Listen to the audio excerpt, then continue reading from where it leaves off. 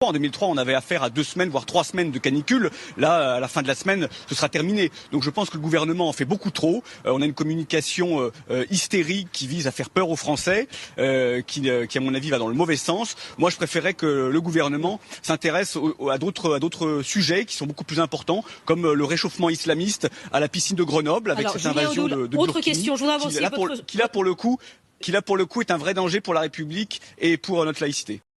Le RN n'est pas qu'un parti climato-sceptique et aussi un parti faux-sceptique. Le RN qui est une fraude sur tous les sujets. Donc ça, c'était en 2019. Le mec qui ose te dire que les gouvernants macronistes déjà à l'époque en faisaient trop. Le parti qui ne fait rien pour protéger la population et sur différents sujets. Mais imaginez le bordel. Si le RN était amené à prendre la suite de cette Macronie. Mais j'ai envie de dire que soit la Macronie, que soit le RN ou d'autres partis à droite, on est sur des partis à plat ventre face à différents lobbies. Tout ça pour le bien de la population, laissez-moi en douter.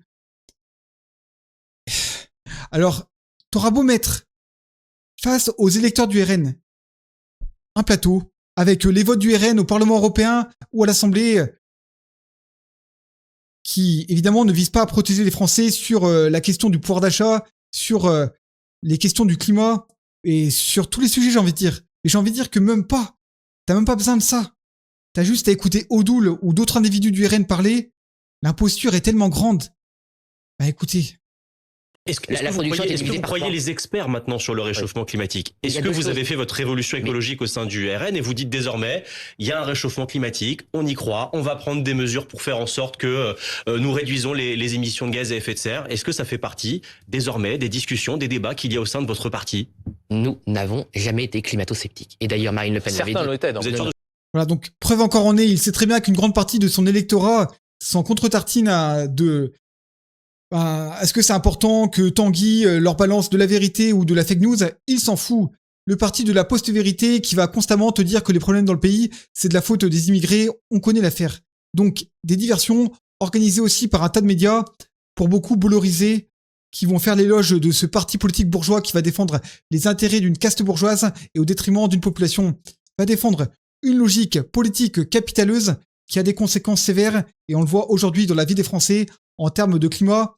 Et on voit aujourd'hui que les plus précaires prennent tarif, sont les premiers à prendre tarif avec l'augmentation des chaleurs. Donc voilà, le parti qui va se dire proche du peuple. Non, proche des lobbies, ouais. Est-ce que vous avancez là? Personne.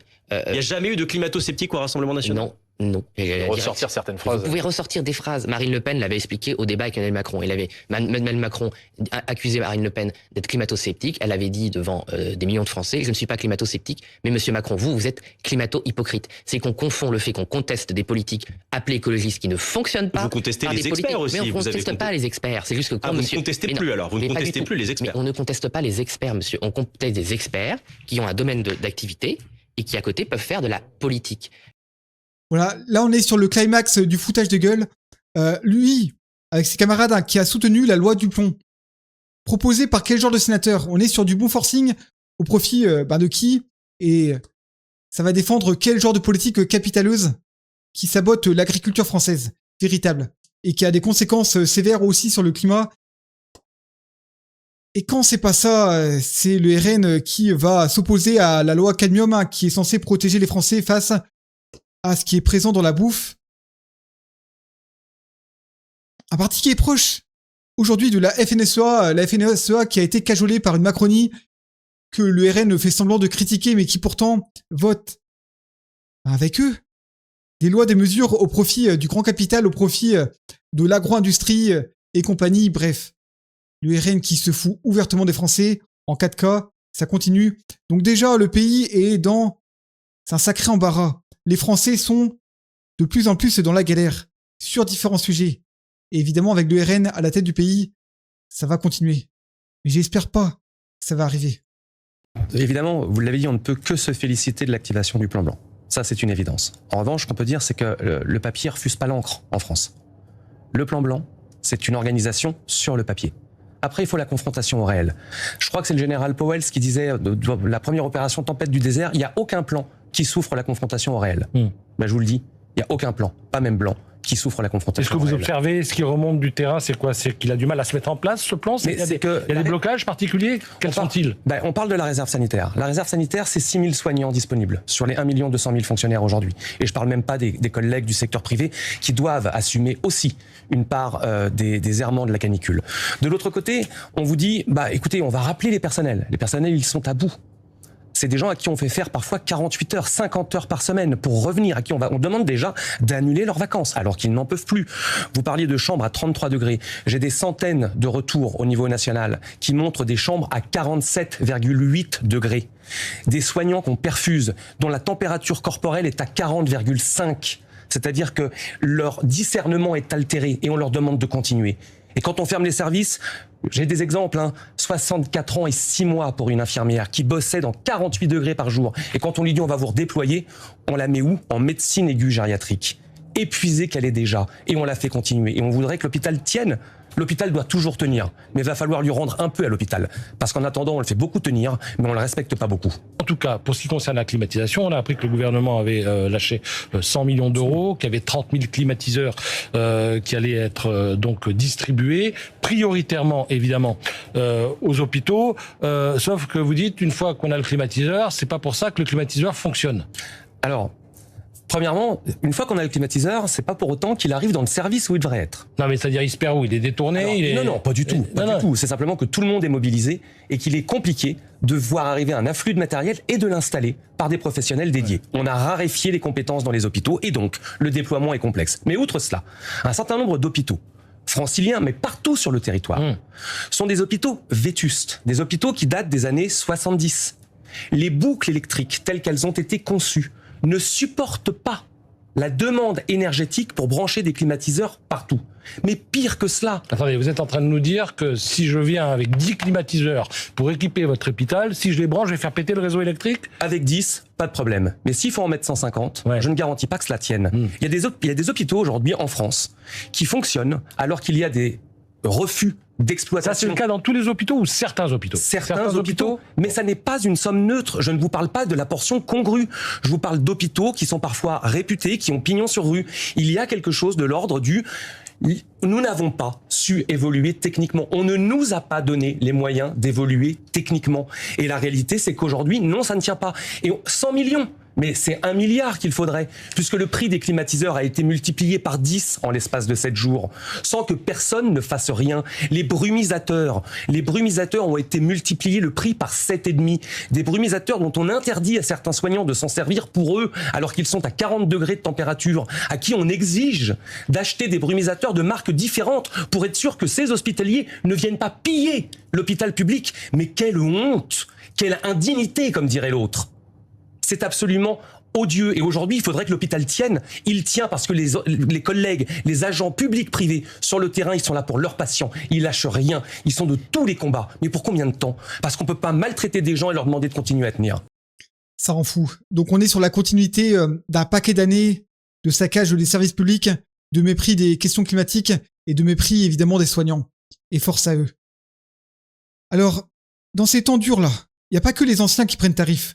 Il y a des jeunes qui ont perdu la vie à cause de fortes chaleurs qui sont provoquées par un système capitaleux défendu par un tas de droitards, défendu par une bourgeoisie qui a fait grimper le RN pendant un paquet d'années pour entretenir des divisions. Et aujourd'hui, le RN est aux portes du pouvoir, donc les bourgeois vont mettre un coup de pompe aux fesses d'un parti politique qu'on appelle le RN en l'enjolivant sur différents plateaux malgré les conséquences de la politique qu'ils peuvent défendre.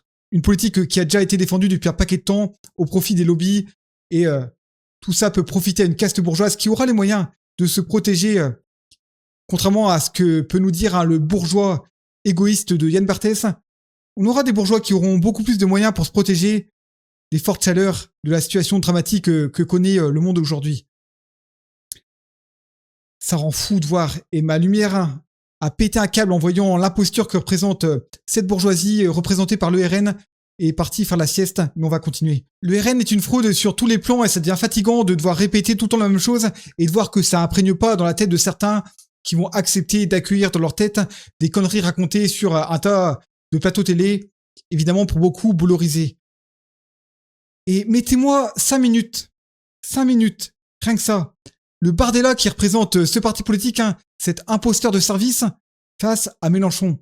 5 minutes, ça suffira pour mettre en avant encore une fois la médiocrité de ce genre de personnage. Mais la vérité, c'est que avec tout ce qu'on connaît de lui déjà, logiquement, il n'y a même pas besoin de ça. Non, logiquement pas. Il y a 5 ans, Jean-Luc Mélenchon avait débattu avec Éric Zemmour. Face à Éric Zemmour, ça avait été un événement de la présidentielle, 4 millions de téléspectateurs. Est-ce que ça pourrait se refaire ?